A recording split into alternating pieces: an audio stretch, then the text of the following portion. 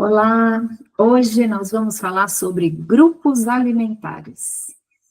E por que que isso é importante falar, né? É um assunto simples, mas de tanta importância.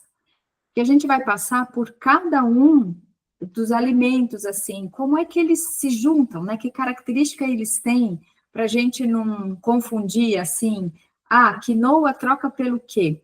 Então, a gente saber como cada alimento se organiza, né? Quem são seus parentes aí, fica mais fácil na hora de você montar o seu prato, a partir de diretrizes assim. Vamos colocar, por exemplo, um cereal, vamos colocar uma leguminosa, para entender que nomes são esses, vai valer bastante a pena. Então, nós vamos passar por cada um dos grupos e eu vou falando um pouquinho aí, características desses alimentos que estão contidos em cada um deles. Então, para começar, nós vamos falar do grupo. Ai, nossa, não comecei a compartilhar aqui, Rô, peraí. Eu achei que você fosse falar assim, deixa eu compartilhar minha tela e tal.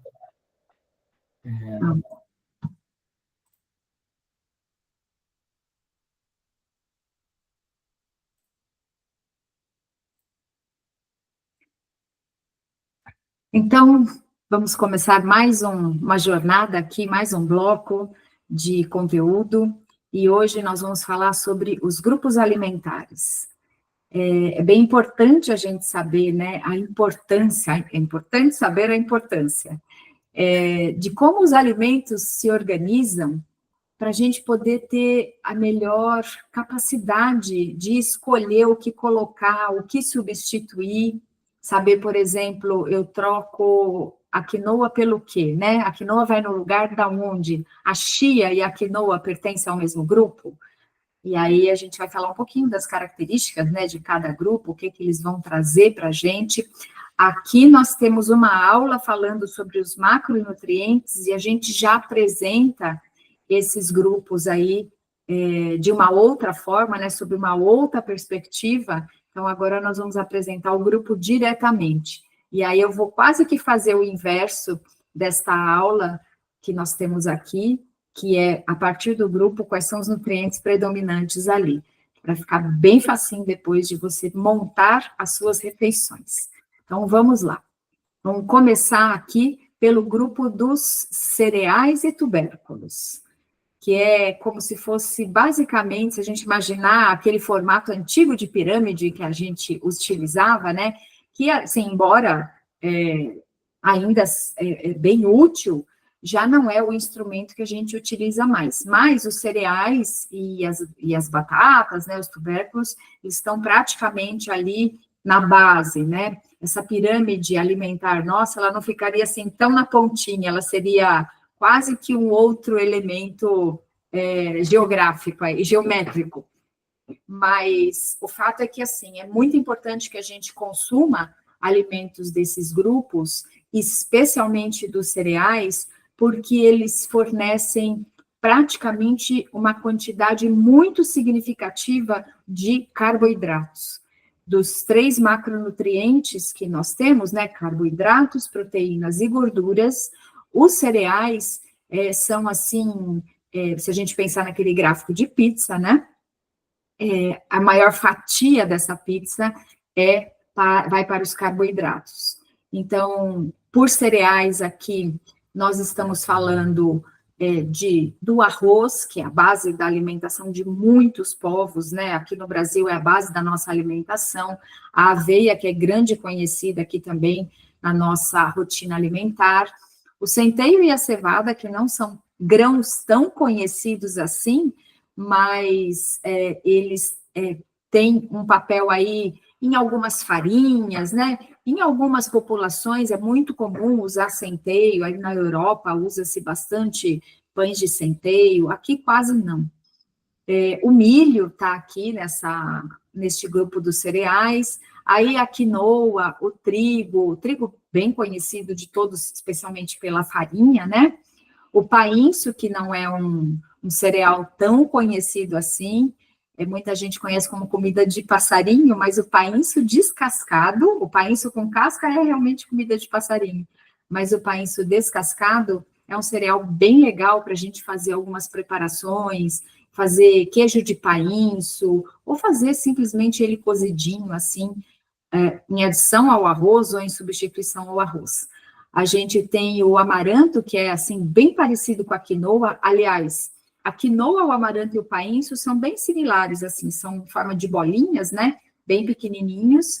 E aí a gente tem também o trigo sarraceno, que são os mais conhecidos aqui no nosso país, né? A gente vai ter triticale, o milheto, que são cereais menos conhecidos aqui na nossa cultura. Esses outros que eu citei, alguns mais, outros menos, eu acho que o trigo, o milho e o arroz, para a nossa cultura, é o mais conhecido se a gente pensar em população, tá? E uma coisa muito importante da gente falar, as pessoas que têm, por exemplo, doença celíaca, que é uma doença autoimune, que vai conferir à pessoa a incapacidade de digerir a proteína contida em 3 grãos, né? Que seria o glúten, a proteína do glúten, que é o trigo, o centeio e a cevada. O trigo sarraceno, embora tenha esse nome, né, trigo sarraceno, ele não contém glúten, tá? E a aveia, de todos os cereais, é a que mais, entre aspas, se contamina com o glúten durante o seu processamento. A forma mais comum que a gente tem de comer aveia é ela em flocos, né? Flocos maiores, prensados, flocos pequenininhos. A farinha de aveia, que eventualmente, assim, aparece, né? Mas os flocos de aveia são muito, muito conhecidos. Então, durante esse processamento da aveia, ela passa por maquinários aonde percorreram ali os grãos de centeio, cevada e de trigo. E por isso ela fica, entre aspas, contaminada com o glúten, e a pessoa que tem esta doença, aí vai ter que comer uma aveia que não foi processada nesses maquinários. Então, uma aveia sem glúten, tá? Os demais grãos, assim, a quinoa ficou muito conhecida, mas o painço, o amaranto, ainda não tem tanta penetração ali na maior parte da população, vamos pensar, né? Porque, eventualmente, você que está nos assistindo aí, pode ser super conhecedor desses grãos, mas a maioria das pessoas não conhece. E aí a gente tem os derivados desses cereais. Então, a gente vai poder, o mais comum de todos é a aveia, mas a gente vai poder ter flocos de arroz, que é bem comum na comunidade aí celíaca, né? O floco de milho, que também é muito conhecido, as farinhas, então, farinha de trigo, farinha de centeio, do milho, a gente pode ter, além do floco, a gente pode ter o fubá, a gente pode ter aquele flocão de milho, que a gente faz o cuscuz, né, muito consumido na região nordeste do nosso país. Esses flocos de milho que está citado aqui, são esses mais tipo cereais matinais, né? Então, do milho a gente faz bastante coisa. A polenta, então tem bases de polenta que são prontas já. A gente tem os germens, né? E o germen de trigo é o mais conhecido. Só para a gente pensar, né? O que é o germen de trigo? Esses cereais todos, se a gente pensar o arroz, o trigo, o centeio, a cevada, a própria aveia, eles são grãos mais longos, compridinhos. Imaginem um arroz, que um arroz, com certeza, a grande maioria conhece. E aí, se a gente pegar um arroz branco, a gente vai ver este formato do grão e aqui embaixo um quebradinho. Se você olhar bem de pertinho naquele arroz longo, é bem fácil de achar, né? Esse arroz mais comum que a gente consome. Então, ali é um pedacinho que saiu, que é onde fica o germen, é uma pontinha ali. E esse germen, ele é muito rico em vários nutrientes. E aí, no grão de trigo, que também é um grão do mesmo formato, um pouquinho mais curtinho, num tom mais dourado, é retirado esse pedacinho e aí faz o germen de trigo. E o germen de trigo, em geral, ela parece um floco, assim. Ele é bem gostoso, você pode comprar ele cru, né, vamos dizer assim, não torrado. Ele vai ter até um cheiro mais característico, um pouquinho mais forte, e aí você dá uma torradinha na frigideira e fica aquele cheiro de, quando a gente faz torrada de pão francês, que solta aquele cheirinho de pão torrado, é o cheirinho que dá o germe de trigo. E o germe de trigo é um alimento, assim, super rico em vários nutrientes, em zinco, por exemplo. A gente tem uma jornada aqui, uma aula aqui, que vai falar sobre os nutrientes. Então, ali a gente cita o zinco e as suas funções e as suas fontes, tá? O germe de trigo, ele é bem legalzinho, assim. A pipoca, por exemplo, é um outro derivado do milho. As bolachinhas de pipoca, aquelas bolachinhas tipo os bolachões de arroz, ou as bolachinhas menores de arroz, a gente já tem agora bolachas de milho também, tá? Os macarrões, as granolas, que em geral as granolas são feitas com base de cereais, né? Então, faz muito comum na granola ter aveia, ter flocos de milho, eventualmente vai ter um flocos de arroz, né? Então, nas granolas, os cereais estão bem presentes.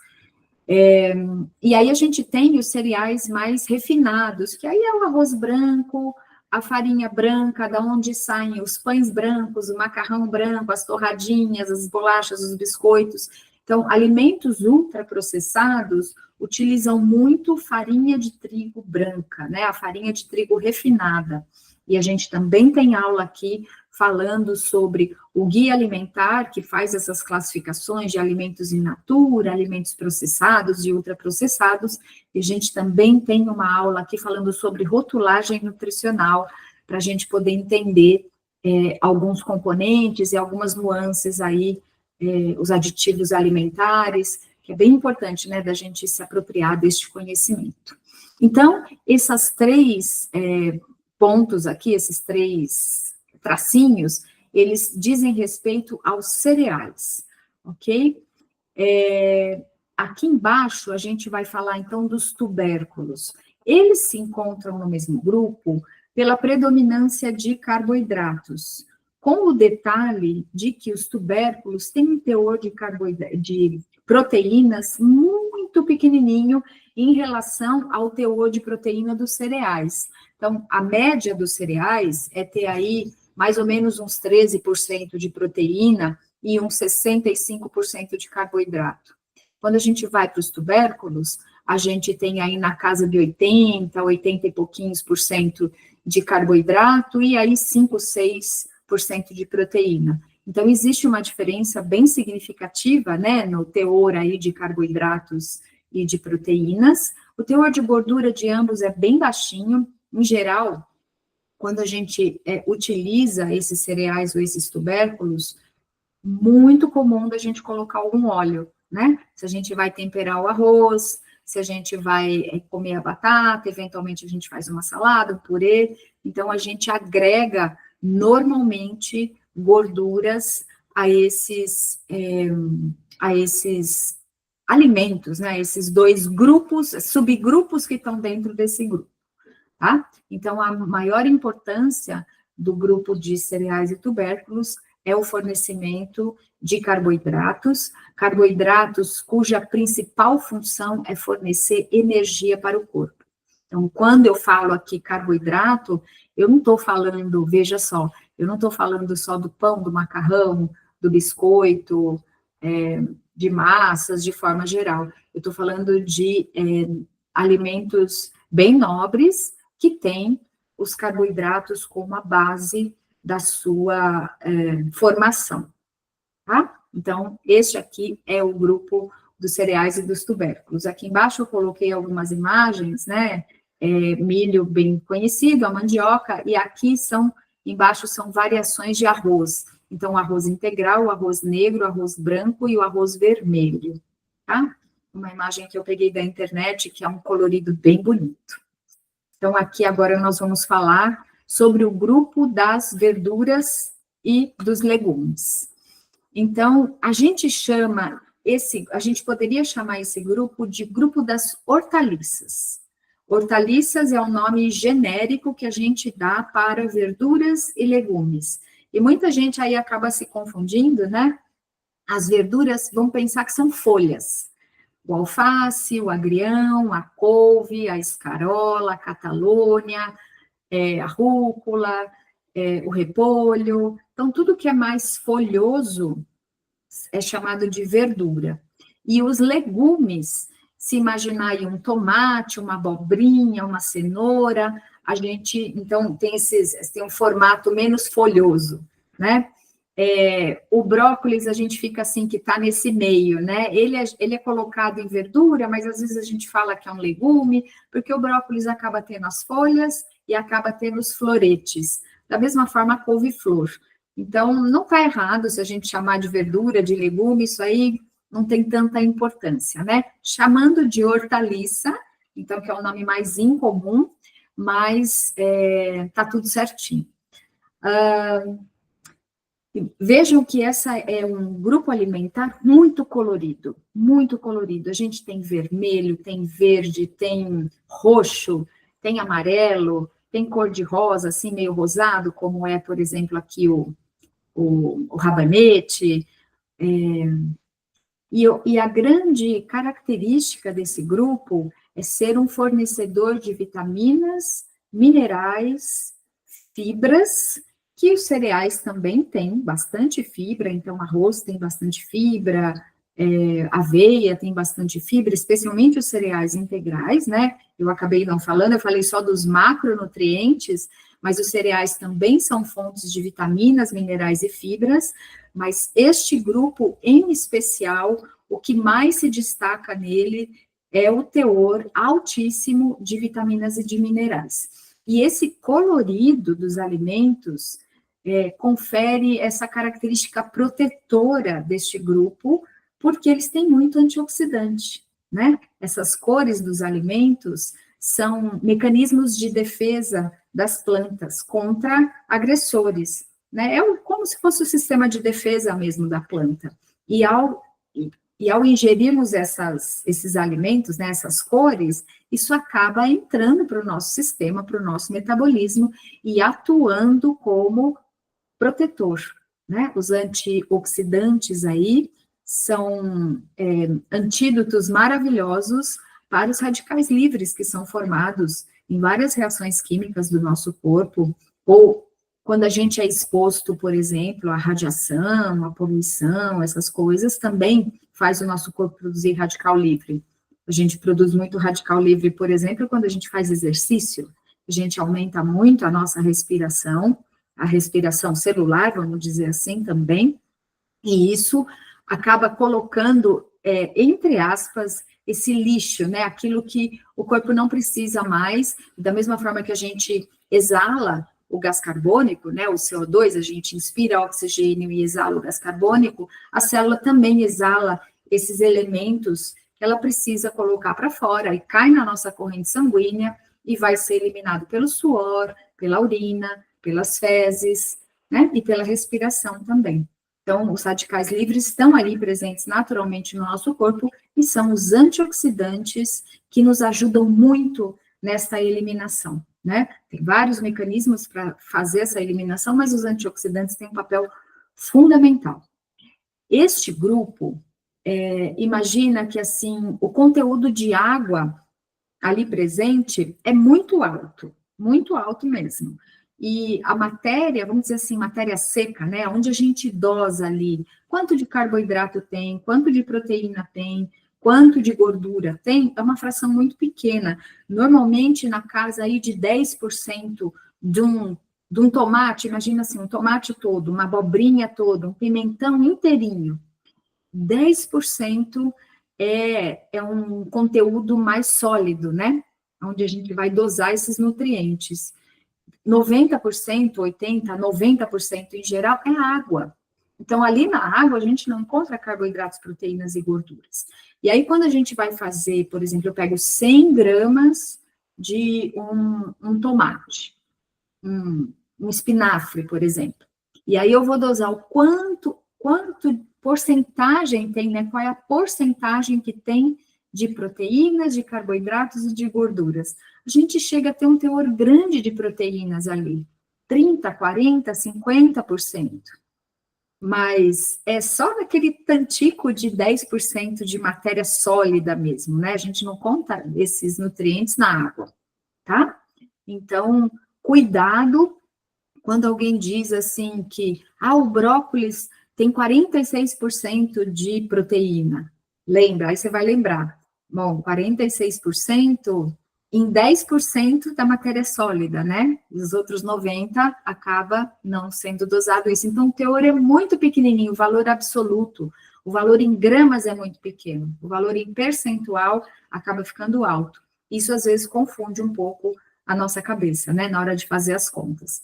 Então, verduras e legumes, as hortaliças, são fontes de vitaminas, minerais, fibras e também os antioxidantes, tá? Não tem um teor significativo de carboidratos, de proteínas e de gorduras. Aí o que eu queria trazer de informação um pouco extra, né, são os cogumelos e as algas.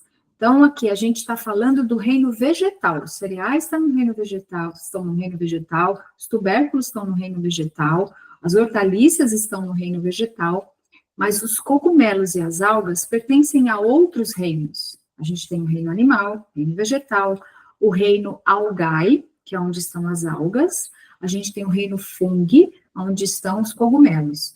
Tem cogumelos, assim, de várias espécies, né? Eu tenho até um professor que fala que todo cogumelo é comestível. Alguns a gente come uma vez só, e aí é letal para a nossa saúde, né? Até uma brincadeira, né, que a gente faz em sala de aula. Mas é isso, assim, os cogumelos comestíveis mesmo, né, o cogumelo Paris, shiitake, shimeji, portobello, enfim, vários outros aí, esses são os mais conhecidos, eles são, então, de outro reino, as algas, kombu, hijiki, wakame, nori, a alga nori, por exemplo, aquela quadradinha que a gente faz, né, o sushi, do reino algae. Mas, do ponto de vista nutricional, elas vão se comportar como se fosse uma hortaliça. Então, elas têm um teor de água muito alto e têm um teor de matéria seca menor, tá? Então, muito cuidado quando alguém fala que cogumelo é fonte de proteína, porque é aquele mesmo raciocínio que eu usei da abobrinha, do brócolis, do espinafre, que vai ter um percentual muito alto, mas o valor final em gramas é muito pequenininho, tá? Então, apresentado aí este grupo, e obviamente a gente tem muito mais do que isso, né, que eu listei aí, isso aqui eu coloquei os que são os mais comuns, mas, por exemplo, nas verduras, a gente tem verduras não convencionais, por exemplo, a Ora pronobis, a bertalha, a beldroega, a caputinha, enfim, a gente tem várias outras plantas alimentícias não convencionais, as punks, e alimentos também que, por exemplo, o ruibarbo, que parece um talo de beterraba, né? Ele não é encontrado, assim, naturalmente aqui no Brasil, né? Se a gente achar, é uma coisa meio importada aí. Então, eu coloquei aí bem os que são mais comuns mesmo, mas tem que lembrar, melão de São Caetano, por exemplo, eu não coloquei aí. Então, são alimentos que não são convencionais, mas entrariam nas hortaliças. Tá? Aqui, então, nós vamos falar agora do grupo das frutas. A gente tem, basicamente, as frutas in natura, né? Nossa, muitas delas. E, de novo, eu citei aqui algumas que são mais comuns aqui da região sudeste, onde eu estou. Mas a gente tem muita, por exemplo, fruta, o cajá, a mangaba, a graviola, até coloquei um aqui, o sapoti, né, que não é muito da nossa região, mas, enfim, o abil, que eu acho que eu coloquei aí, o açaí, que é lá da região norte, mas que é bem conhecido aqui na região sudeste. Enfim, nós temos muitas frutas, o Brasil é muito rico nisso, a gente é muito abençoado nesse sentido. Então, nós temos as frutas frescas e as frutas secas, né, que são as frutas in natura, que foram desidratadas, e aí a gente concentrou mais aí os seus carboidratos. A predominância das frutas é de carboidrato também, embora ela tenha um teor pequeno de proteína e de gorduras. Por exemplo, as frutas se parecem muito com os tubérculos, no quesito, assim, teor de carboidratos, com teor de proteínas e gorduras, né? Bem baixinho em proteínas, super baixinho em gorduras e um teor grande de carboidratos. No entanto, as frutas, do mesmo jeito que as verduras e legumes, tem uma paleta de cores ali. E aí tem muito antioxidante, muita vitamina, muito mineral, e muita fibra, tá? As fibras, elas podem ser divididas em dois tipos, né? Predominantes, as fibras solúveis e insolúveis.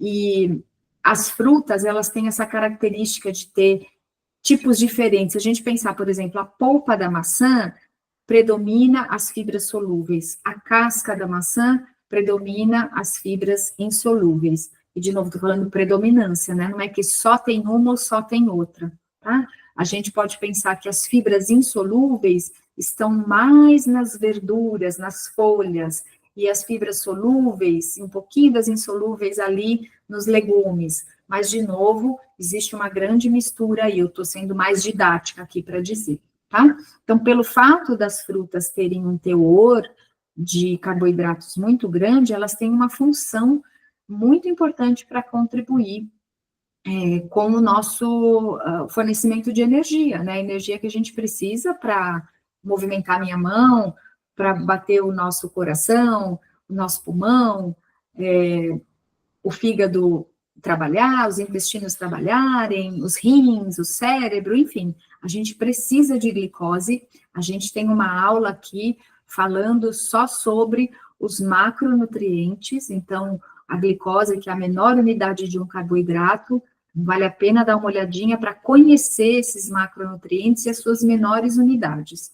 A glicose, a menor unidade de um carboidrato, junto com a frutose e a galactose, é ela que vai entrar nas nossas células e fazer um grande trabalho, prestar um grande serviço para a produção de energia. E aí, tudo que a gente precisa fazer, replicar o nosso DNA, fazer substâncias antioxidantes que a gente produz no nosso corpo, fazer hormônio, fazer tecido, a gente precisa de glicose para fazer tudo isso, tá? É muito importante que a gente não negligencie, não deixe de comer boas fontes de carboidratos, e, novamente, né, carboidrato, não estou falando de pão, macarrão, pizza e tudo mais, estou falando deste nutriente presente aí nos cereais, nas frutas, nos tubérculos e, como a gente vai ver daqui a pouquinho, nas leguminosas também, tá? Então, aqui, a presença das frutas, sempre melhor consumi-las in natura, assim, preferível consumir in natura ao consumo como suco, porque no suco a gente vai extrair, no mínimo, uma parte das fibras, a gente vai perder uma parte, a gente expõe muito a fruta, começa esse processo de degradação das vitaminas, né? Por exemplo, a vitamina C, quando a gente toma um suco de limão, né? Que a gente faz espremidinho na hora, ele tá bem gostosinho. Se a gente deixar um tempo depois, o sabor muda, porque a vitamina C oxidou. Então, ela muda o sabor, tá? E aí, para preservar, é sempre importante a gente comer a fruta partida na hora, preferencialmente, se não der, ok, deixar picado, mas é melhor picar sempre na hora de comer. Sempre é melhor fazer o que é possível, né? Entre comer uma fruta que já está picada na geladeira e não comer, é melhor comer a fruta já picada com uma ligeira perda de teor nutricional do que, assim, não deixar as frutas fazerem parte, por exemplo. O mesmo vale para os legumes, para as verduras em geral. Eu coloquei o suco aqui como ilustração, mas, novamente, prefira comer a laranja a beber o suco. Então, agora, as leguminosas, esse nome a gente utiliza para falar de todos os feijões, de todas as cores, tamanho, formato, tá? Aqui, por exemplo, a gente tem o feijão branco e aqui do lado não é feijão, é a fava. A fava é um feijãozão parecido, assim. A fava é muito consumida, por exemplo, na cultura lá em Portugal, né? Tem pratos muito ricos ali com fava, então essa pretinha aqui também é fava. Então, fava branca, fava rajada. Deixa eu olhar aqui do lado que eu enxergo um pouquinho melhor. O grão de bico, o feijão vermelho. Aqui são tipos de lentilha, tá? Esses dois tipos aqui, essa amarelinha, a pretinha é soja, perdão. A amarelinha aqui é uma lentilha, aqui é a lentilha rosa, aqui é a lentilha canadense, né? Essa tradicional. Aqui, esse verdinho aqui é o feijão moyashi. A gente come muito aquele brotinho de moyashi na culinária oriental, é muito conhecido, vem desse feijão aí. é um feijão redondinho, pequenininho, tá? Aqui em cima é o feijão rajado, tá? Aí não tem o feijão carioca, tudo, que eu trouxe essa foto que é um pouquinho mais, tem coisas diferentes aqui. Esse pretinho é soja preta, tá? O grão de bico aqui do lado. E aqui nós temos a soja, né, que é essa cor mais comum da soja. Do lado nós temos aqui o tofu, aqui embaixo a gente tem o tempê, e eu não coloquei aqui, mas nós temos o edamame. O edamame é esse grãozinho da soja aqui, verdinho, ainda bem novinho, né? Vem dentro daquelas bagas, como vem os feijões de forma geral, e ele é uma alternativa bem interessante para consumo, porque é nutritivo, e normalmente a gente encontra já fora das casquinhas, né, das vagens, e é muito versátil para a gente acrescentar em legumes, para colocar no macarrão. Então o edamame ele é bem gostoso, é muito servido aí em restaurantes japoneses como aperitivo, então é uma opção aí diferente, tá? Um que não está aqui, e que também não é muito comum na nossa cultura, a gente conhece mais ele em conserva, que é o tremoço. Ele é meio laranjinha, ele é mais arredondado, mais chatinho, né? A gente come muito como aperitivo. Deixa eu ver se... A ervilha seca, que também não está aqui, aquela ervilha partida, que ela pode ser em bolinha, né? Ou partida ao meio, sequinha, que normalmente a gente faz sopa com ela, também faz parte deste grupo, tá? Então, todos os feijões, o grão de bico, todas as lentilhas, a ervilha seca, a fava, o tremoço e a soja. A ervilha, essa ervilha congelada, a ervilha fresca, ela tem um teor de proteínas também, mas a proteína ela vai se concentrando mais à medida que o grão seca. Eu falei da proteína porque as leguminosas, no reino vegetal, é a que tem o maior teor de proteínas. De todos os grupos que a gente vai falar, as leguminosas somam aí em torno de 25% da sua composição em proteínas. E vai ter ali em torno de 60% de carboidrato. Então, veja, as leguminosas também são ótimas fontes de carboidratos. Óleo colorido, então, de antioxidantes, de vitaminas, de minerais e de fibras. Então, se a gente pensar até agora, esse é um dos grupos, assim, dos mais ricos que a gente tem, né? Tem um ótimo teor de proteínas, um ótimo teor de carboidratos e todas as coisas que, por exemplo, as verduras, legumes e frutas têm. Fibras, vitaminas, minerais, antioxidantes. Olha essas cores aqui. Isso tudo tem as antocianinas, enfim, essas cores maravilhosas. Eu não falei aqui do lado é o tempê grelhadinho, já pronto, assim, provavelmente foi colocado shoyu aqui, então são essas tirinhas aqui grelhadas, é bem gostoso. Isso aqui é uma soja fermentada, o tofu é uma soja coagulada, e a PTS, que é a proteína texturizada de soja, é uma soja mais processada, tá? A gente utiliza mais... não posso dizer que é um bagaço, porque não é um bagaço, é uma parte ainda muito nobre da soja, né? Mas ela passa por mais processamento do que o tofu, o tempê e o próprio edamame, né? Que aí passa, é o que menos passa. O que a gente ainda tem de derivados da soja, que eu nem coloquei aqui, porque não tem um teor de carboidratos e proteínas significativos, mas vale a pena citar, é a pasta de miso, é o shoyu, e basicamente esses dois. Eles têm muito sal e, portanto, a gente usa quantidades muito pequenas. A pasta de miso, se a gente usasse bastante, daria para ter um bom teor aí proteico, e em relação ao shoyu, tem até um teor proteico um pouco maior, mas é muito salgado. Então, a gente normalmente usa para fazer, assim, para dar toques culinários, ou no caso da pasta de miso, para fazer aquela sopinha, né, o misoshiro, muito apreciada na culinária oriental, mas, novamente, a gente não deve abusar, assim, da quantidade, para não correr o risco de exagerar no sal, tá?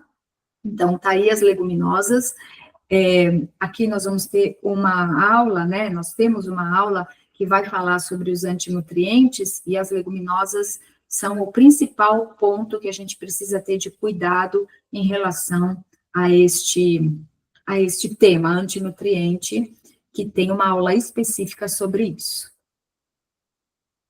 Então, a gente ainda vai ter o grupo das oleaginosas, que a gente tem, basicamente, as sementes oleaginosas, né, que a gente chama de castanhas, e as sementes propriamente dita, e aí a gente tem o derivado delas. Então, veja só, a gente vai ter amêndoa, pistache, macadâmia, castanha do Pará, castanha de caju, o pinhão que está aqui neste grupo, né, a gente fica, aonde o pinhão está localizado? Ele está localizado aqui.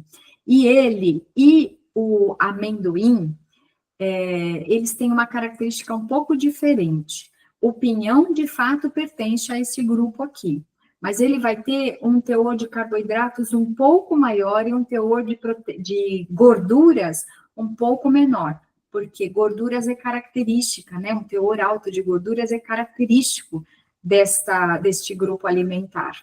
E o amendoim, por sua vez, ele é do grupo das leguminosas, mas ele tem um teor de gordura muito alto, então a gente acaba colocando ele aqui. Eu nem coloquei o amendoim lá no grupo das leguminosas, porque realmente o teor de gorduras parece mais aqui com as oleaginosas, tá? As castanhas. E aí, das sementes, as mais conhecidas que a gente tem é semente de abóbora, semente de girassol, que são as maiores. A gente tem semente de melancia, semente de melão, que são menos incomuns, mas elas também fariam parte aqui do grupo das sementes.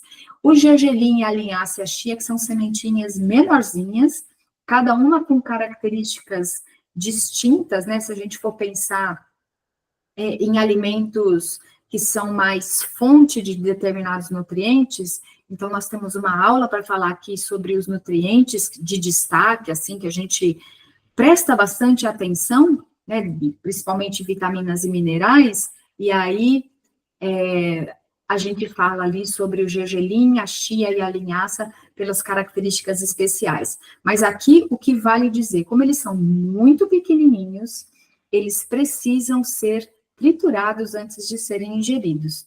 Veja só, se a gente pegar o gergelim e jogar em cima, assim, da nossa salada, obviamente que vai enriquecer a salada, mas a gente não vai conseguir aproveitar tanto o nutriente presente ali no gergelim, porque ele é muito pequeno, ele entra nos vãos do nosso dente, nos sulcos do nosso dente, e a gente acaba não conseguindo fazer a trituração adequada para que as nossas enzimas, né, os nossos sucos digestivos, entrem ali naquele miolinho e consigam fazer a quebra de tudo, a separação de todos os nutrientes que tem ali para poder ser absorvido.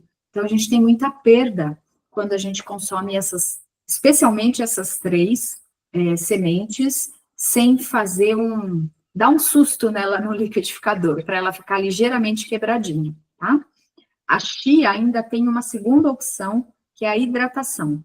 A linhaça não dá para hidratar só e comer, porque ela é muito grande ainda, a gente ainda não vai conseguir vencer essa casca dura, né, que ela tem por fora, e, portanto, o aproveitamento não vai ser tão eficaz.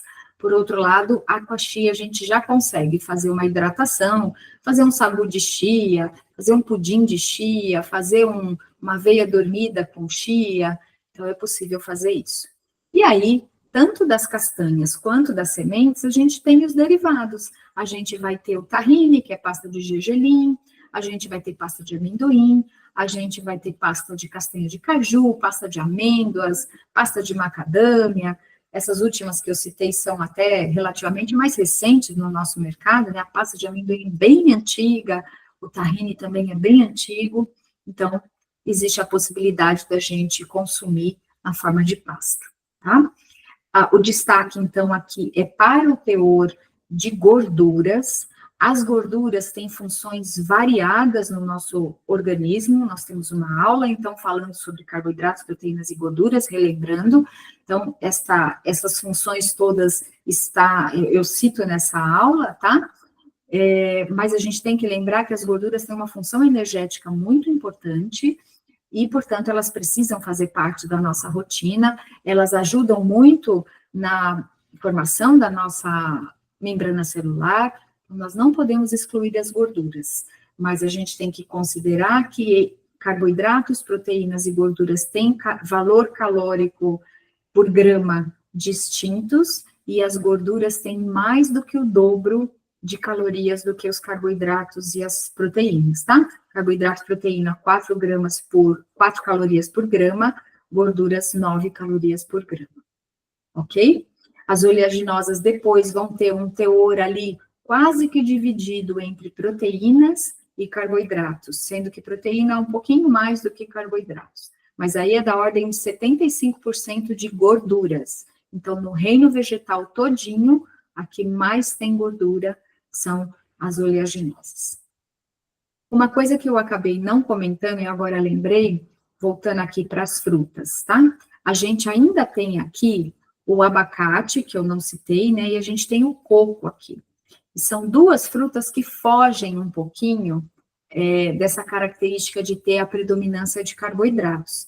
Eu falei agora das gorduras e acabei lembrando dessas duas frutas que têm um altíssimo teor de gorduras, tá? Então, quando a gente trabalha com equilíbrio da alimentação e a gente quer reduzir um pouquinho o peso, a gente precisa reduzir as calorias ingeridas e, portanto, a gente busca reduzir a ingestão de gorduras, porque elas, em volumes muito pequenos, concentram muito a quantidade de calorias. Nós temos aula falando sobre isso aqui, agora eu estou só dando uma relembrada.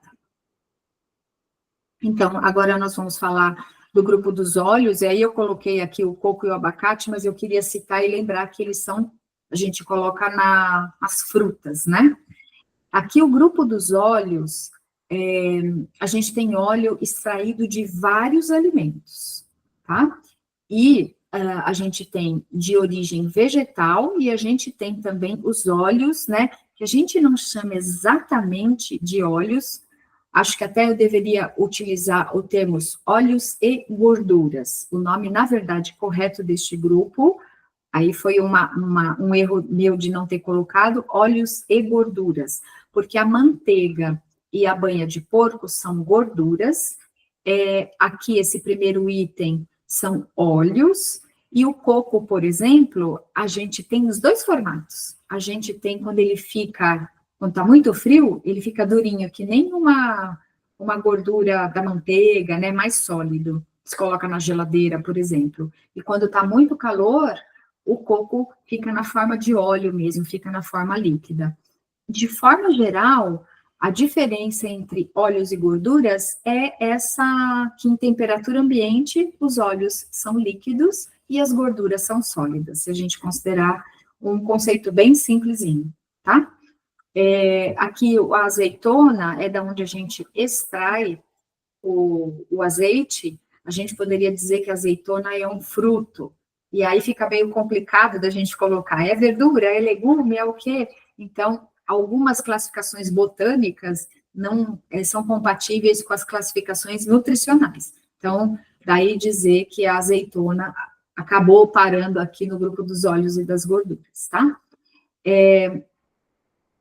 Todos os óleos, exceto aqui o abacate, vamos pensar aqui, esses três aqui, coco, abacate e azeitona. Exceto esses três, todos os outros são 100% gordura. Não tem proteínas e não tem carboidratos, tá? O abacate é um que vai ter um teor de carboidratos, assim, um pouquinho maior, tá? O coco e a azeitona, assim, bem pouquinho, praticamente nada, ok? Então, é quase que como a gente pudesse dizer assim, aqui é 100% gordura, mas tem que lembrar que estes do meio aqui não são 100% gordura, especialmente o abacate, ok? Aqui, o grupo das carnes e dos ovos, que não entram numa alimentação vegetariana, vão entrar somente numa alimentação onívora, e aí a gente vai ter carne de vários animais, né? A carne de vaca, de porco, Pescados e aves são as mais comuns na nossa cultura, aqui na região Nordeste. A carne de bode, por exemplo, é muito, não sei muito, né, mas é mais consumida na região Nordeste. E aí tem carnes de caças, de outros animais. E aí, dessas aves aqui, a gente tem, aqui das aves os mais comuns é o frango e o peru, né, são as aves mais comuns de ser o Chester, no Natal e tudo, e aqui embaixo são os ovos, sendo que os 3 mais comuns, na verdade, a galinha é o ovo mais comum, codorna, muito em bufês de salada, o ovo de pata não é tão comum assim, mas a gente ainda encontra, tá? Esses alimentos aqui, eles têm predominância de proteínas e gorduras, exceto os ovos, todos os outros aqui. Então, o grupo das carnes é só proteína e gordura, é 0 carboidrato. O grupo dos ovos tem um tiquinho muito pequeno de carboidrato, quase que, assim, 1%, vamos dizer, tá? Então, dá para quase dizer que é praticamente proteínas e gorduras, 0 carboidratos aqui.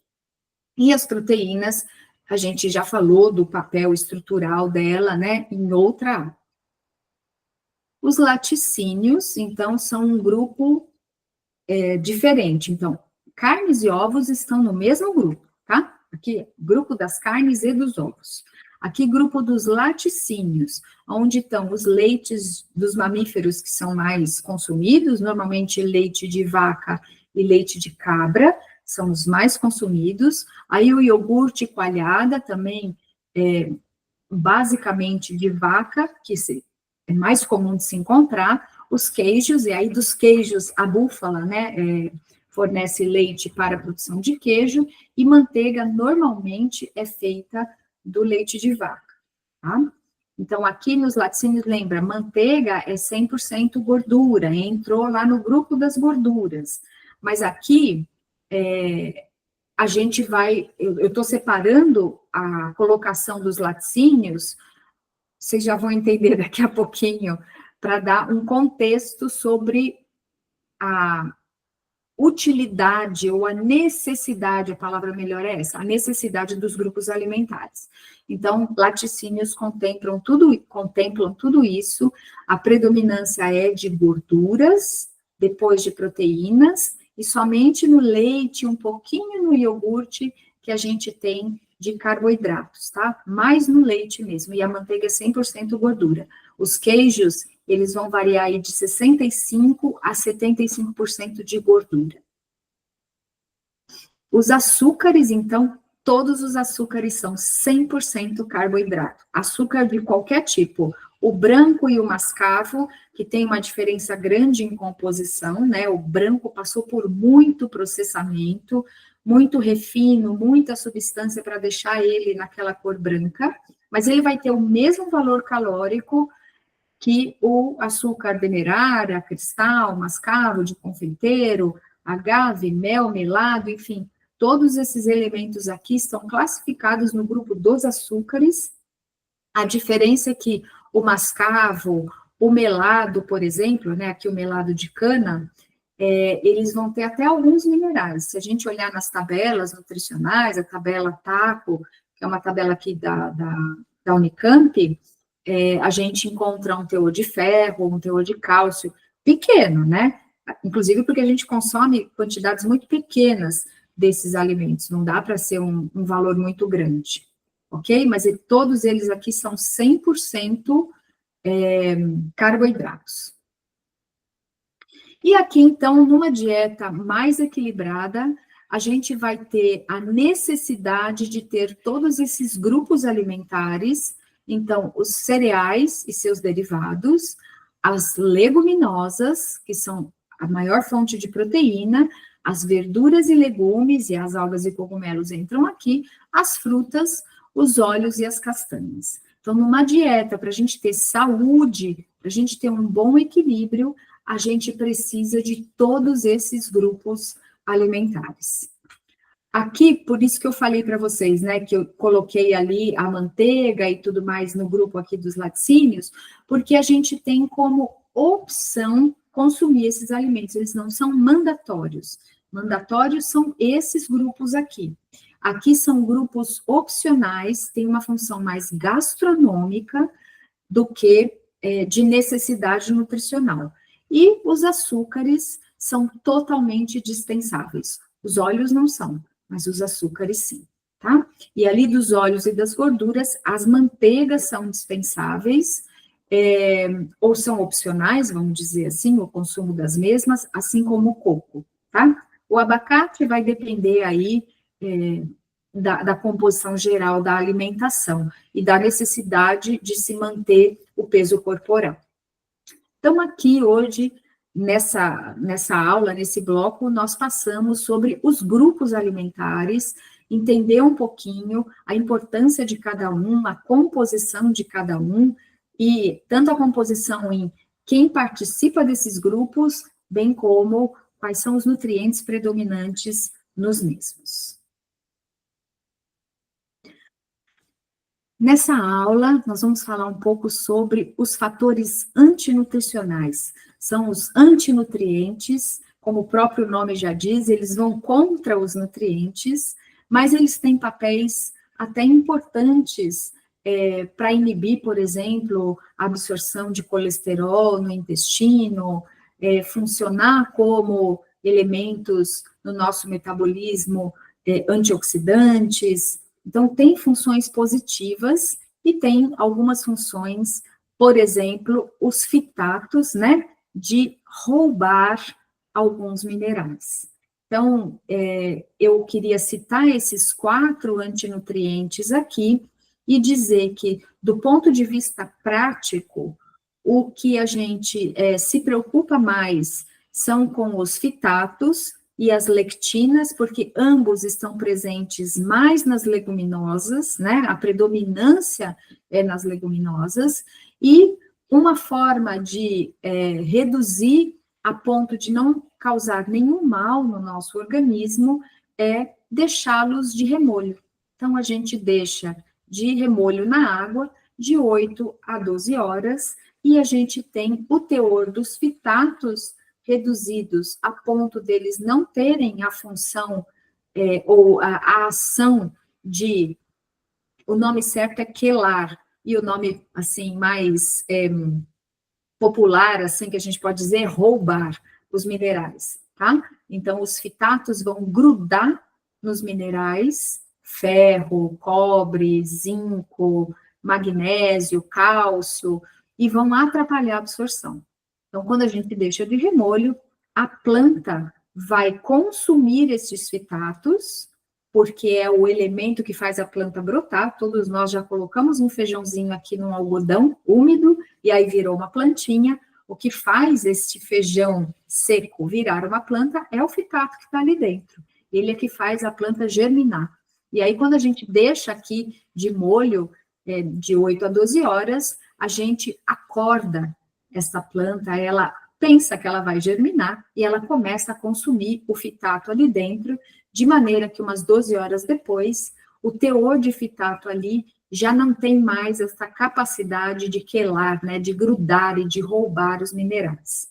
As lectinas, elas podem atrapalhar muito o nosso processo de digestão e simplesmente demolhar ou até germinar, que dá para fazer a mesma coisa para reduzir o teor de fitatos, como esse caso aqui, esse feijãozinho germinado, é uma forma de retirar as lectinas, isolar, assim, neutralizar é a palavra que eu estava buscando, neutralizar as lectinas e degradar os fitatos a ponto deles não mais terem esta ação, no caso dos fitatos, de roubar os minerais, no caso das lectinas, atrapalharem o nosso processo de digestão, tá? Os oxalatos estão mais presentes em alguns alimentos. O espinafre aqui, né, que eu coloquei 2 fotos aqui, é o que mais se destaca em teor de oxalato, e a grande ação do oxalato é sobre o cálcio. Ele atrapalha a absorção do cálcio. os fitatos vão atrapalhar a absorção de vários minerais, não de nenhuma vitamina, de minerais mesmo, tá? Esses minerais, e tem até uma característica mais especial, que é ter na camada externa, ali na camada de valência, 2 íons, né? Então, tudo que for mais 2 ali é o alvo dos fitatos. Mas isso é uma parte técnica que é dispensável. O oxalato vai agir mais sobre o cálcio. E aí, quando a gente faz uma fervura, um cozimento, a gente reduz o teor de oxalato.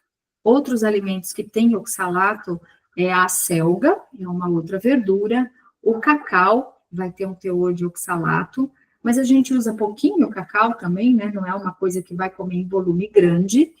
E a beterraba, especialmente a folha, mas também o bulbo da beterraba, tem um teor de oxalato. Os taninos, eles, assim, são considerados antinutrientes, mas são antioxidantes também.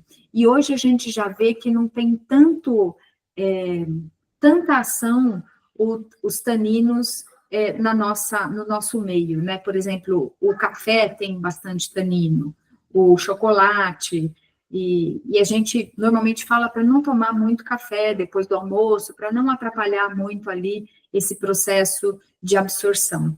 Mas, se a gente toma um café ali depois do almoço, a gente pode usar, por exemplo, uma vitamina C para absorver o ferro, que seria, por exemplo, um alvo ali do café, né, de um tanino ali agir sobre o ferro, na absorção do ferro, ok? Então, eu queria dizer que todas as leguminosas, todas elas, todos os feijões, grão de bico, todas as lentilhas, as favas, a ervilha seca, vão precisar ficar de remolho de 8 a 12 horas para reduzir o teor de fitatos. Os fitatos não são eles que vão dar gases, que muita gente reclama, né, de desconforto por gases por conta de comer leguminosas.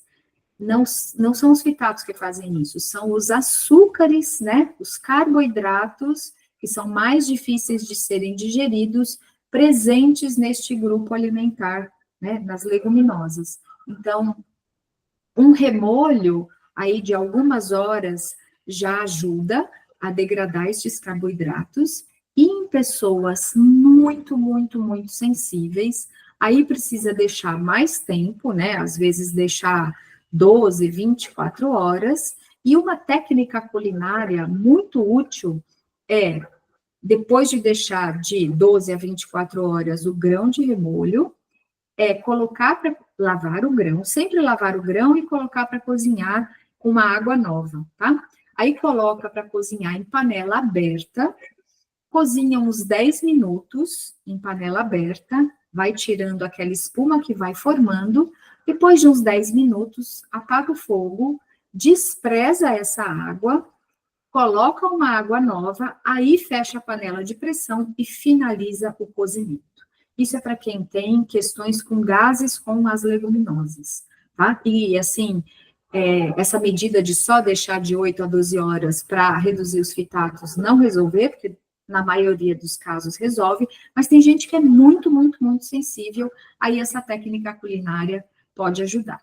Outra coisa que pode ajudar também com essa questão dos gases é cozinhar com louro e, se for do agrado também, cozinhar depois, na hora de fazer a refoga ali, cozinhar com cominho, adicionar cominho como tempero. São dois temperinhos muito legais para trabalhar essa questão dos gases intestinais, tá?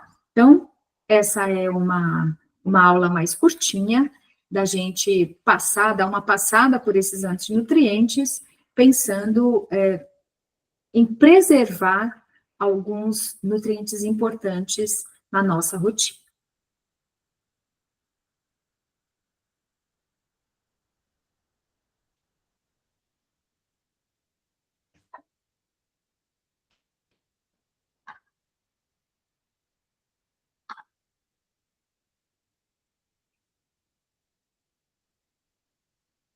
Você não quer que eu comece?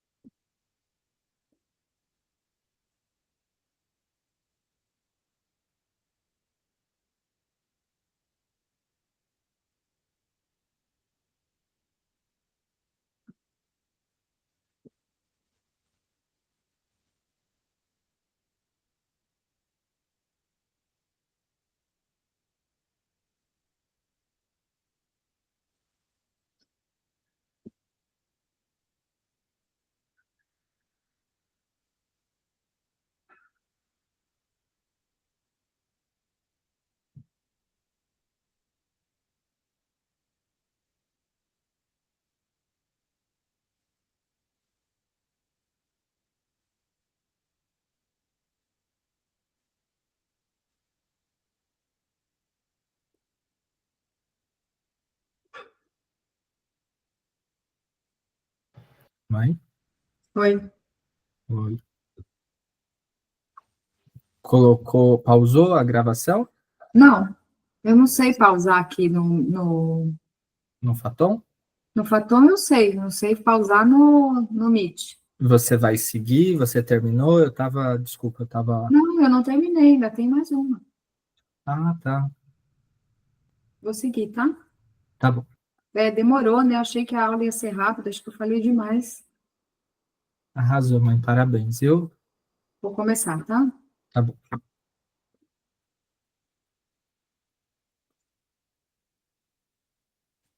Então, agora nós vamos falar sobre alguns nutrientes que são bem importantes no nosso dia a dia, para a nossa saúde, e é claro, todos os nutrientes são muito importantes. Mas nós temos uma aula aqui falando sobre os carboidratos, as proteínas, as fibras, as gorduras. Agora nós vamos falar de vitaminas e minerais. Então, são nutrientes que têm assim, algo especial, vamos dizer assim, né? E aí vamos dar uma passadinha por cada um. E é claro, alguns que eu não citar aqui não quer dizer que não são importantes. Quer dizer que eu selecionei aqui alguns que são realmente de destaque por alguma razão que eu vou citar já já, vem comigo. Então, eu citei aqui, coloquei esses nutrientes, né, o ferro, o cálcio, a vitamina B12, a vitamina C, o ômega 3, o zinco e a vitamina D. Então, começando pelo ferro. O ferro é assim, ele tem uma importância tão gigantesca para o nosso organismo, é ele que vai formar as células vermelhas do nosso corpo. As células vermelhas, por sua vez, vão carregar o oxigênio. Então, veja a nobreza deste mineral para o nosso sistema, né? Fora isso, o ferro tem um papel enorme dentro da nossa célula. Existe uma estrutura chamada mitocôndria. A mitocôndria é quem vai produzir a energia dentro de cada célula para ela desempenhar suas funções. Então, veja só, desses muitas, trilhões de células que a gente tem, cada uma tem uma mitocôndria lá dentro, né? Pelo menos uma, e o ferro vai atuar dentro desta mitocôndria para produzir energia. Sem a presença do ferro, esta produção de energia fica muito prejudicada, e aí com consequências várias para o nosso organismo. Claro que o ferro ainda tem outras funções, o sistema imunológico, enfim, várias funções, mas essas duas, especialmente essa de produzir as células do sangue, é de grande destaque. Por isso que eu queria trazer essa lembrança do ferro, né, falar sobre ele e dizer onde é que ele é encontrado. Porque muita gente associa o ferro com a para ter ferro com a necessidade de comer carne. Daí coloquei realmente um pedaço de carne aqui para ilustrar como fonte. Mas as pessoas que são, por exemplo, vegetarianas, elas podem viver muito bem com um bom teor de ferro sem a necessidade de consumir carne. Então, o ferro, ele é encontrado abundantemente no reino vegetal, nas leguminosas, então, todos os feijões, lentilha, grão de bico, ervilha seca, fava, soja, e também muito abundante em temperos, seja os temperinhos frescos, aqui como a salsinha, por exemplo, que eu coloquei, seja especialmente nos temperinhos secos. Muita gente fala que as verduras verdes escuras vão ter um ótimo teor de ferro. Sim, o agrião é uma verdura que vai ter um teor, assim, um pouquinho, tá? Mas o grande destaque é para as leguminosas. A gente tem um pouquinho de ferro, por exemplo, no melado de cana, mas eu não vou conseguir obter uma quantidade muito grande de ferro, porque eu vou consumir pouquinho disso. Os temperos, por outro lado, eu posso consumir em todas as refeições. Eu posso botar canela, cacau, eu posso botar, tem gente que gosta de comer coisas salgadas de manhã, posso colocar uma pimentinha, posso colocar um cominho, uma cúrcuma, enfim, no café da manhã, no almoço, no lanche da tarde. É possível a gente usar temperinhos em todas as nossas refeições, né? Tem gente que faz, por exemplo, crepioca de manhã, pode colocar salsinha, pode colocar algum tempero seco, né? No almoço e na janta, é mais comum da gente associar os temperos, né? Mas é possível a gente consumir os temperos em outras refeições. Então, veja, ferro a gente encontra predominantemente nas leguminosas e nos temperinhos. As carnes, a carne vermelha vai ter um teor de ferro que a gente poderia considerar relevante, né? A carne de peixe, a carne de aves, especialmente as carnes mais brancas, praticamente não tem ferro, ovo praticamente não tem ferro. No frango, por exemplo, a gente vai encontrar na coxa, né, que é uma carne um pouquinho mais escura, a sobrecoxa ali, ainda assim não é tão relevante. Quando a gente vai pensando nos miúdos, aí sim, o fígado, por exemplo, dos animais, é onde estoca ferro, assim como o nosso fígado também. Então, é uma estrutura, né, um órgão rico em ferro. No entanto, a grande preocupação que a gente tem do consumo de miúdos, especialmente do fígado de animais, é que o fígado é uma grande usina. Nosso fígado e o fígado dos animais também. Então, como existe uma necessidade de processar antibióticos, hormônios para crescimento e agrotóxicos, isso tudo é processado no fígado. E aí, as aves são criadas com hormônios, com antibiótico, come ração que recebeu agrotóxico, a mesma forma o gado, o porco, né? Tudo isso são animais que vão acabar, assim, recebendo essas três substâncias. E, portanto, o fígado deles não está, assim, não deveria ser ingerido por essas razões, né? Eu não vou entrar aqui no aspecto da compaixão animal, eu acho que isso é de cada um, né? Aí uma escolha individual. Aqui eu estou trazendo aspectos nutricionais, tá? Então, as carnes, elas são dispensáveis, porque todos os nutrientes a gente encontra no reino vegetal, exceto a B12, nós vamos falar da B12 aqui, aí eu abro um pouco isso. Então, não é necessário eu consumir carne para ter proteína, a proteína da carne é uma proteína importante, ou a melhor proteína, para ter ferro, para ter B12, como a gente já vai falar aqui, tá? Então, as carnes são dispensáveis, e se eu pegar 190 calorias, contidas em um bife de 100 gramas. Em uma concha de feijão, eu vou ter mais ferro na concha de feijão do que na carne. E muita gente fala, você está com anemia, você precisa consumir carne para corrigir a anemia. Anemia e carência de ferro, que são duas coisas diferentes, só são corrigidas com suplemento, tá? E eu vou fazer uma continha aqui muito rápida. E vou fazer uma conta arredondando os números para ficar até mais fácil. Em 100 gramas de carne, eu vou ter 2 gramas de ferro. É 1,8 se eu pensar num corte do tipo filé mignon, tá? Mas vamos arredondar para 2. Quando eu vou dar suplemento de ferro para uma criança, que é obrigatório utilizar suplemento de ferro a partir dos 6 meses de vida, eu vou dar uma gotinha de ferro que vai ter 2,5 miligramas. E eu vou dar uma gota por quilo de peso. Essa criança vai ter 6 quilos, 7 quilos, 5 quilos. Imagina, eu teria que dar 10 miligramas de ferro. Vou fazer a conta tudo com 2 para ficar mais fácil. Cada gota com 2 miligramas. Então, se a criança tem 5 quilos, eu vou dar 10 miligramas de ferro. Se ela tem 6 quilos, eu vou dar 12 miligramas de ferro. Então, eu teria que dar 6 vezes mais, dar 500 gramas de carne, 600 gramas de carne para um bebezinho de 6 meses? Não é compatível.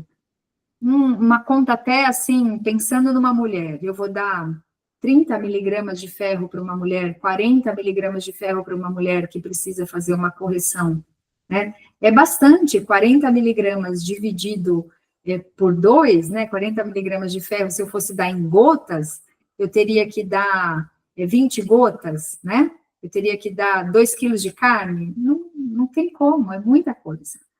Então, não dá para corrigir carência de ferro e anemia com carne, precisa de suplemento. O volume de carne seria muito grande, não compatível com uma realidade nutricional, tá?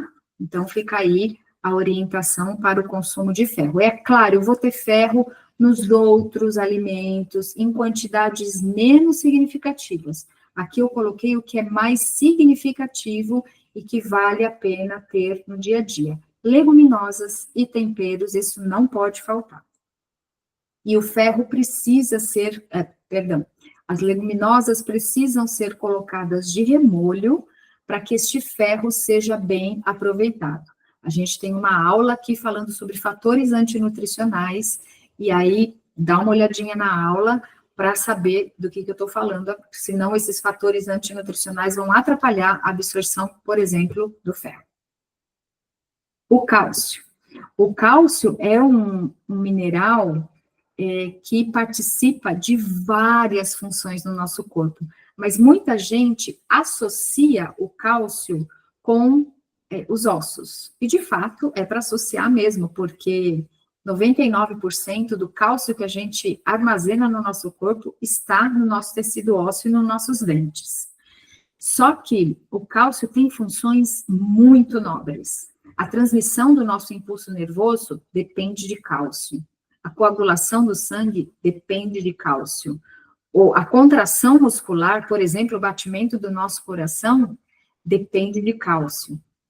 A liberação de insulina, por exemplo, que é o hormônio que regula os níveis de glicose no sangue, depende de cálcio.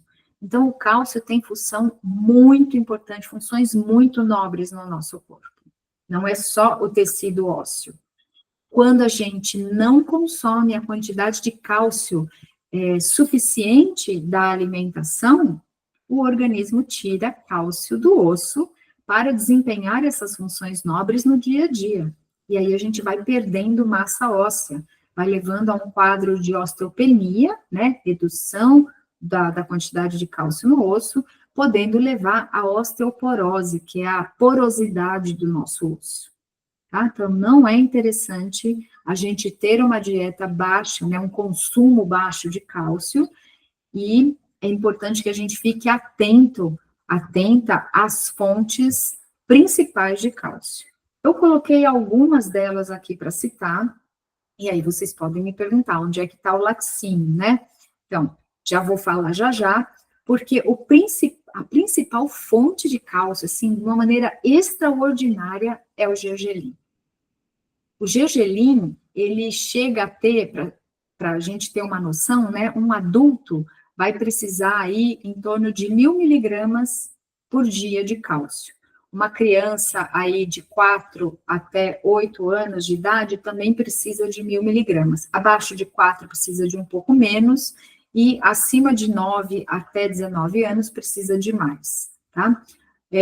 Mulheres a partir de 50 anos precisam de mais do que 1.000, e homens a partir de 70 anos. Então, se a gente pensar que a população adulta, de 19 até 50 anos na mulher e até 70 anos no homem, vai precisar em torno aí de 100 miligramas de cálcio. 3/4 de xícara de gergelim tem quase 900 miligramas de cálcio. Só que eu não consigo, né, comer 3/4 de xícara de gergelim, porque senão eu vou aí descompensar os macronutrientes, os carboidratos, as proteínas e gorduras. Vou consumir gordura demais. E isso não é interessante para a estrutura alimentar, tá? Então, é importante que o gergelim faça parte da rotina alimentar, e aí, dependendo de cada pessoa, 1, 2 colheres de sopa por dia. Se a pessoa tem uma constituição mais magrinha e pode ingerir uma quantidade de caloria maior, pode até 3 colheres de gergelim por dia. Sempre é necessário triturar esse gergelim, porque senão a gente não consegue absorver todo o potencial que ele tem ali. O gergelim, por exemplo, tem ferro, tem zinco, tem outros nutrientes importantes, mas o cálcio é de um destaque, assim, fenomenal, tá? A gente diz aí que 100 gramas de gergelim praticamente atende toda a nossa necessidade, mas não vai dar. Aqui eu coloquei outros 2 alimentos, a couve, para representar aí o grupo de alguns vegetais verdes escuros, então couve, agrião, rúcula, folha de mostarda, o brócolis, dos legumes, o quiabo, tem um teor bem interessante de cálcio e um aproveitamento muito legal do cálcio. Mas veja só, para eu conseguir um teor significativo de cálcio, eu teria que consumir muita couve. Veja só, 100 gramas de couve são 5 folhas de couve mais ou menos desse tamanho. É difícil da gente comer 5 folhas de couve de uma vez. E essas 5 folhas de couve vão dar um teor aí de aproximadamente 150 miligramas de cálcio. Então, veja, 100 gramas de gergelim, quase 900. 100 gramas de couve, aproximadamente 150. Olha a diferença que tem.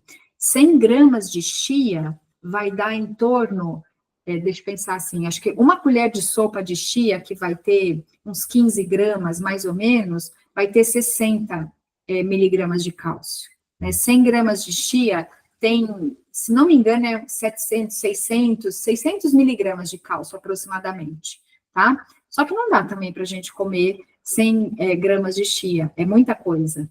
Vai, assim, atrapalhar outras questões. A chia tem muito ômega 3, a gente vai falar de ômega 3 daqui a pouco. Então, eu preciso de 2 colheres de sopa de chia para ter todo o ômega 3 que eu preciso. Eu vou receber aí 120 miligramas de cálcio. Então, eu preciso combinar vários alimentos. O tofu tem um teor interessante de cálcio, especialmente se ele for coagulado com sulfato de cálcio. E essa informação está no rótulo.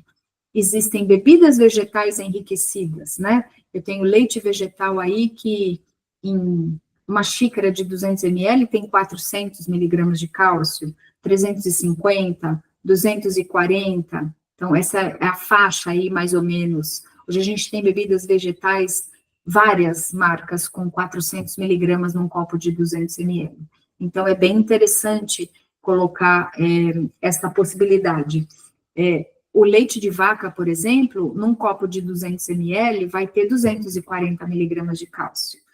Então, tem bebidas vegetais que vai ter mais cálcio do que um copo de leite, por exemplo, tá?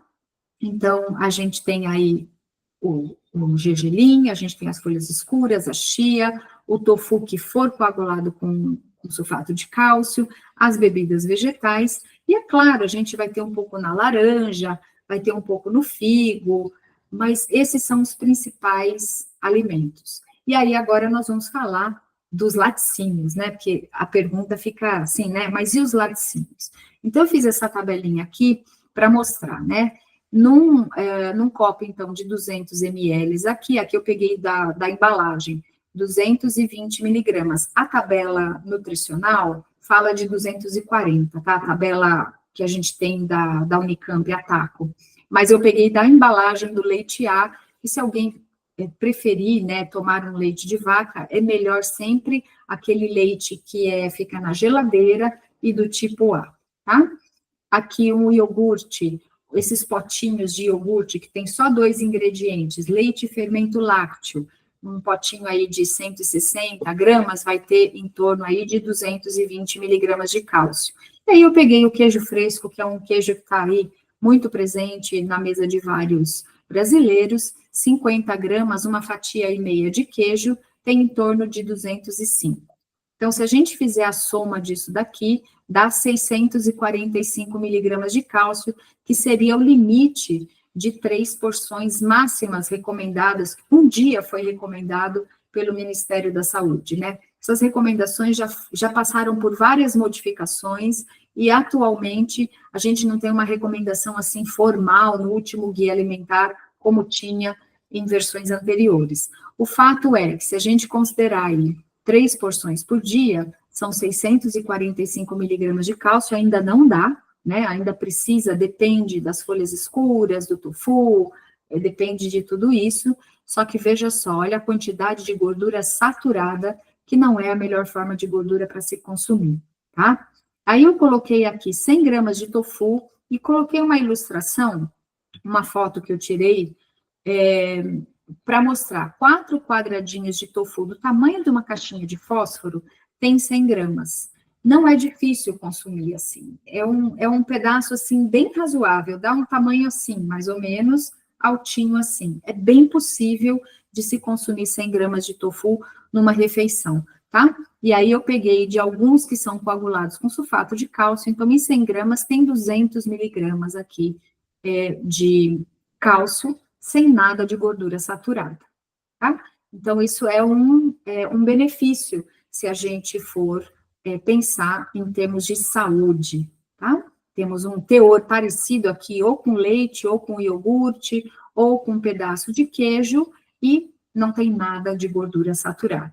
Aqui eu fiz uma comparação de 2 marcas, né, de tofu com uma marca de tofu com uma marca de queijo, 100 gramas, olha o valor calórico de 100 gramas de tofu e o valor calórico de 100 gramas de queijo. O teor de cálcio, o queijo tem mais do que o tofu, e olha a gordura saturada. E aqui, o preço, a diferença de preço de tofu para queijo fresco, preço por quilo, tá? Então, aí, são comparações aí para a gente desmistificar esse lugar de que o cálcio é um elemento extremamente importante e precisa vir dos laticínios. Ele não precisa vir dos laticínios, ele pode vir dos laticínios, mas pessoas que optam por não consumir laticínios na rotina também têm a possibilidade de ter um equilíbrio do cálcio, compondo a sua alimentação com várias fontes, tá? Quem consome laticínios muitas vezes nem pensa que existem outras possibilidades que são até mais saudáveis. A hora que eu como uma couve, eu tenho ali beta-caroteno, eu tenho magnésio, eu tenho vitamina C, se ela tiver com salada. Quando eu como tofu, eu tenho uma proteína ali. Os queijos, eles são predominantes em gorduras e não em proteínas, tá? Então, eu agrego outros nutrientes aí importantes. Então, vamos falar da vitamina B12, que essa sim é um motivo aí de falar, mas o reino vegetal não tem B12. É verdade, o reino vegetal não tem B12, B12 que tenha a forma ativa, que é biologicamente ativa dentro do nosso metabolismo. A gente tem formas análogas que não vai desempenhar a forma que a B12 ativa desempenha. Então, a B12 está contida apenas em alimentos de origem animal. especialmente porque os animais são suplementados com vitamina B12. Eles produzem uma pequena parte dentro das suas câmaras gástricas, especialmente os animais mamíferos, tá? Então, por exemplo, a vaca, dentro das suas câmaras gástricas ali, né, no rumen, ela pode produzir uma parte da vitamina B12. Nós, humanos, produzimos vitamina B12, mas a gente produz no intestino grosso, e a absorção da B12 é no intestino delgado. Então, não tem como esta vitamina voltar para ser absorvida. No caso desses animais ruminantes, ela é produzida antes, né, da onde é o ponto de absorção. E aí o animal consegue absorver um pouco do que ele produz. Mas a grande parte da B12 contida nesses animais é por suplementação, tá? Por isso que a gente diz que o animal é um atravessador de vitamina B12. A principal função da vitamina B12 é para o nosso sistema nervoso e para a formação de células vermelhas. Então, a B12 faz parzinho com o ferro na produção da célula que carrega o oxigênio, tá? Então, é uma vitamina muito importante, tanto para a produção dessa célula nobre no nosso corpo, como para todas as informações que o sistema nervoso manda. A B12 faz parte de uma camada que envolve a nossa célula nervosa, né? E que permite que o impulso nervoso seja transmitido de forma eficiente. Quando a gente tem pouca B12, a gente não tem essa transmissão de forma efetiva, e aí a gente pode ter algumas queixas de memória ruim, dificuldade de atenção, de foco, dificuldade na concentração. Eu leio um texto e preciso ficar voltando, porque eu não me lembro muito do que eu li. Claro que outras coisas podem fazer isso, né? Se eu tiver uma noite mal dormida, estiver muito estressado, muito cansado, mas a B12 tem esse papel muito importante nas funções cognitivas. Então, daí que eu escolhi para falar dessa vitamina, e também escolhi por conta de ser aí um tema polêmico nas alimentações, assim, que fazem exclusão de alimentos de origem animal, tá? Então, o animal é atravessador de B12, o vegetariano, a pessoa vegetariana e vegana obtém da suplementação. Os ovos não têm um teor muito significativo, aliás, de todos os alimentos de origem animal, os ovos são o que tem um menor teor, tá? A vitamina B12, ela trabalha no par com o ácido fólico. O ácido fólico, ele está presente em vários alimentos crus, né? Nas frutas, nas verduras, nas leguminosas, então, onde tem ferro, eu tenho ácido fólico também, né? Onde eu tenho ferro, onde eu tenho ácido fólico, eu tenho vitamina C, onde eu tenho vitamina C, eu tenho ácido fólico. Vitamina C é uma vitamina que nós vamos falar aqui, e a B12 e o ácido fólico trabalham muito juntinhos no nosso metabolismo para produzir um radical bem importante para várias funções. Então, precisamos cuidar dos nossos níveis de vitamina B12. A vitamina C aqui, então, eu coloquei do lado de fora, são as várias frutas fontes de vitamina C. Aqui, as folhas, né, que são mais fontes de vitamina C, tá? Até procurei fazer uma brincadeirinha aqui com as cores, né? Veja só que é uma mistura de verde com amarelo, vermelho e alaranjado, tá?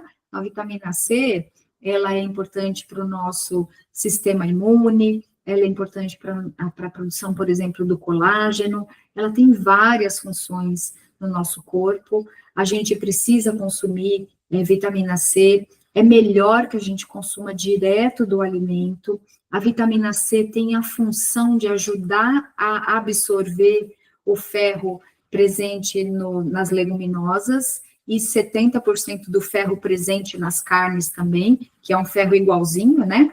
70% do ferro presente nas carnes é o mesmo tipo de ferro presente nas leguminosas. Só 30% é aquele ferro especial, ferro M, que não precisa da presença da vitamina C, tá? A vitamina C, então, tem essa função super importante.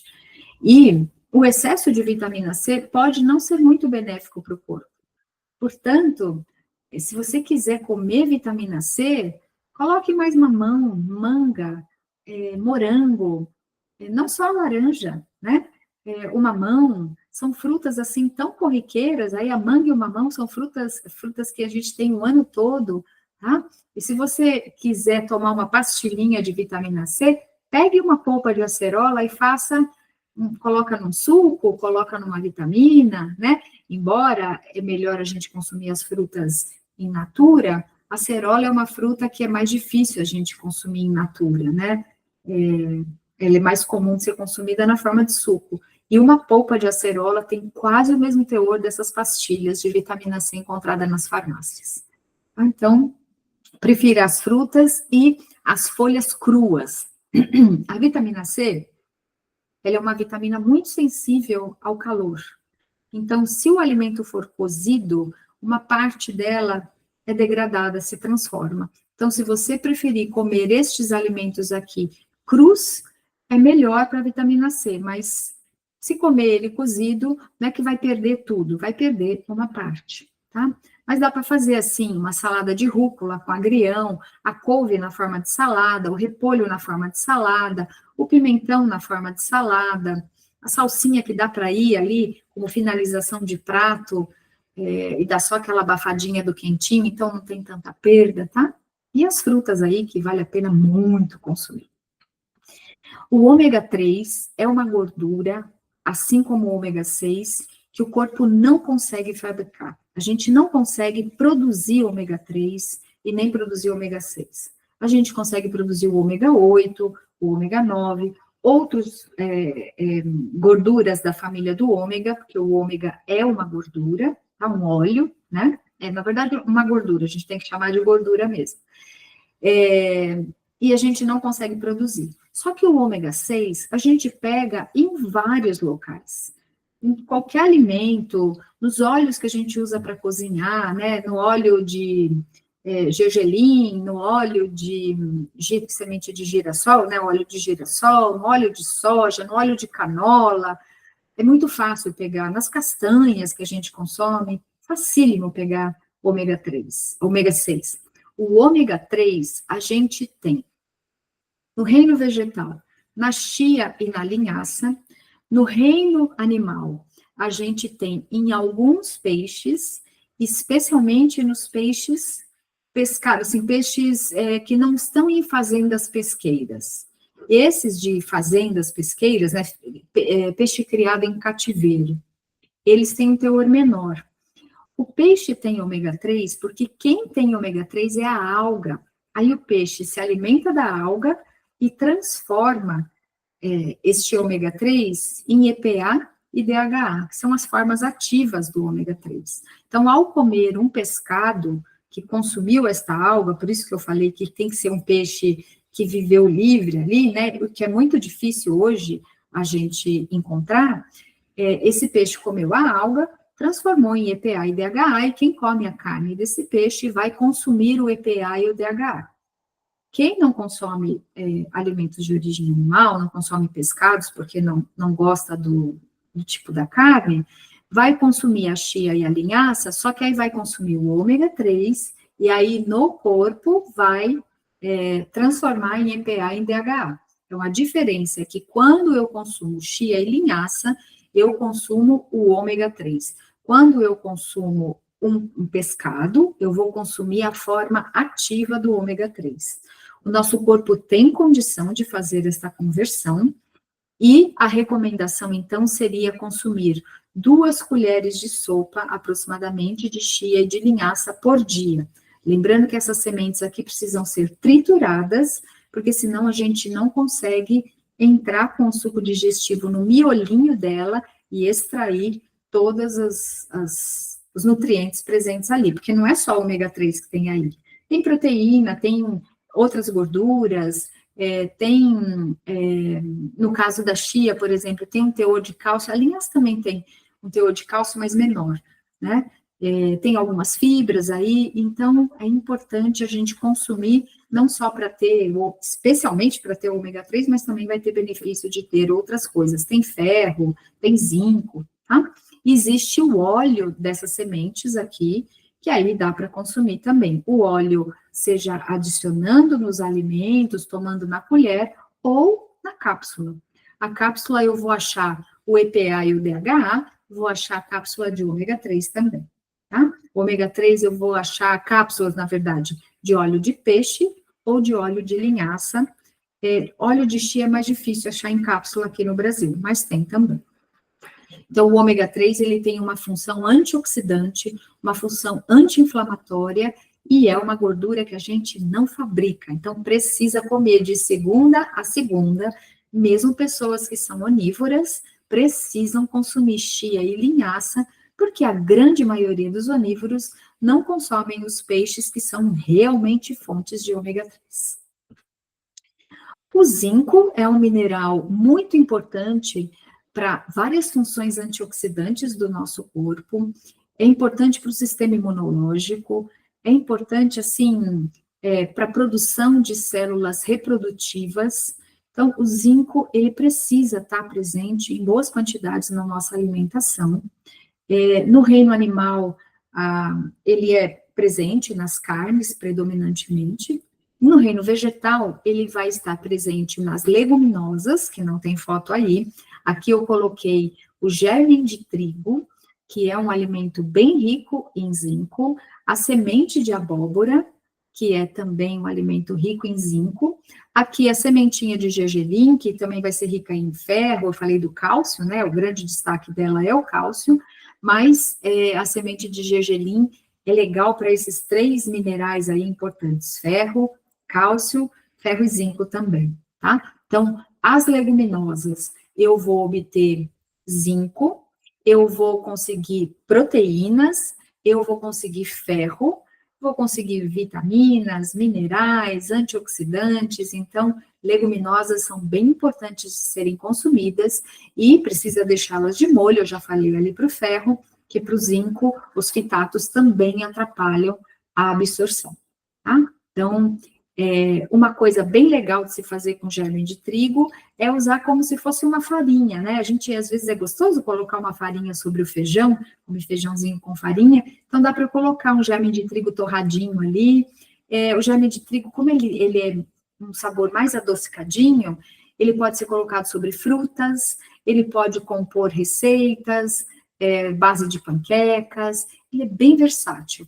A semente de abóbora também, que vai ter vários outros nutrientes, ela pode ser colocada em saladas, sobre frutas. O cuidado com a semente de abóbora e com o gergelim e as castanhas e sementes em geral é o teor de gordura. Então, se existe uma necessidade de controle de peso, a gente não pode exagerar nas coisas que têm gordura, porque as gorduras concentram um valor calórico mais significativo. E, por último, a gente vai falar da vitamina D. A maior fonte de vitamina D é o sol. Os alimentos de origem animal têm um teor de vitamina D. No reino vegetal, a gente tem, assim, praticamente fontes inexistentes, tá? A suplementação de vitamina D, como no caso dessa cápsula aqui, via de regra, é obtida, né? Esse princípio ativo, ele é obtido da lanolina, que é extraída da lã do carneiro. Então, quem tem a preocupação com essas questões relacionadas a bem-estar animal, precisa prestar atenção para não usar a suplementação vinda da lanolina, aí vai usar a suplementação vinda ou de líquens, né, que é um outro reino, aí uma outra estrutura, ou de cogumelos, que aí é a forma de vitamina D2. A vitamina D3 vem do líquen ou da lanolina, né, da lã do carneiro.